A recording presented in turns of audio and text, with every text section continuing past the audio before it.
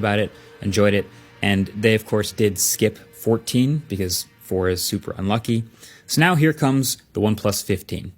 And all I really expected from it is just a little spec bump refresh, because that would have been normal. OnePlus has done it before. Back when they did the T version of phones, they'd basically refresh a phone 6 months later and, just be the first ones to ship with the new chip for those sweet bragging rights. And honestly, that would have been pretty solid. The new Snapdragon 8 Elite Gen 5, as you've probably seen, is really good. It's 20 to 40% faster than the 8 Elite, record-setting multi-core performance, 4.6 gigahertz clock speeds. It's already goated. I could have just packed that up in the same phone and just said, all right, ready to go. But instead, they just decided to sprinkle in a whole bunch of extra overkill.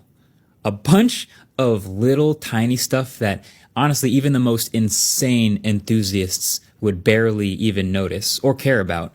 Type of stuff that like people who watch an MKBHD video of a new phone that they're not even going to buy might appreciate. So on top of this new chip and the huge vapor chamber, they also dropped in super fast UFS 4.1 storage, and the base version of this phone has 12 gigs of LPDDR5X Ultra RAM, which is really fast, but it might not even be enough for you. So the upgraded version has 16 gigs of LPDDR5X Ultra Plus RAM.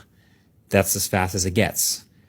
This is not normal. They also, of course, updated the design of this phone. So it's simpler, cleaner, it's more squared off. I like it. The sides of the phone and the camera bump and basically everything is flattened and more squared off now. I kind of like how the cameras right in the middle are perfectly aligned with the center of the phone through the logo. It's clean, and it's also all matte all the way around. So the back and the sides, no gloss needed.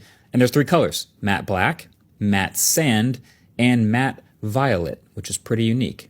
Okay. So even if they did just that, the new chip and this new design, that would have already been about what I expect from a spec bump refresh a couple months later. But this is not that. This is the OnePlus 15 we're talking about. So bring on the overkill. So all of the colors of this phone have this newly developed super tough finish from a process called micro arc oxidation. Essentially, it creates a ceramic coating on the metal.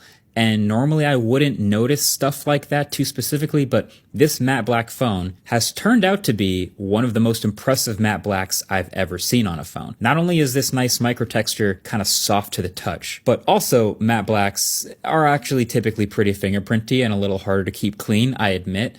But somehow this one does not fingerprint at all. And then normally when I pull something matte black out of my bag and it has scratches on it, that hurts a little bit inside. And that happened with this one, and I pulled it out and it has scratches, and that was devastating.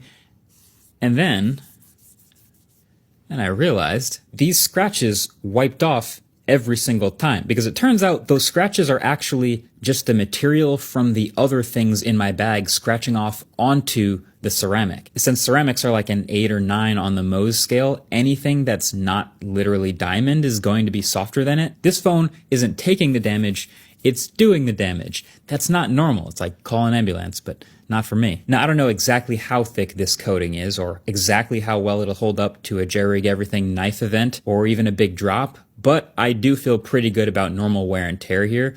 And on top of all of that, they've also certified it for IP66, IP68, IP69, and now IP69K dust and water resistance. So not only can it be dunked in water for minutes at a time, but it can also be blasted from close range with high pressure, high temperature water jets up to 80 degrees Celsius. Pretty sure it could literally survive a laundry cycle and be fine. That is also not normal, and it's also hilarious because of OnePlus's history of not wanting to pay for official IP certification for years to save a few bucks.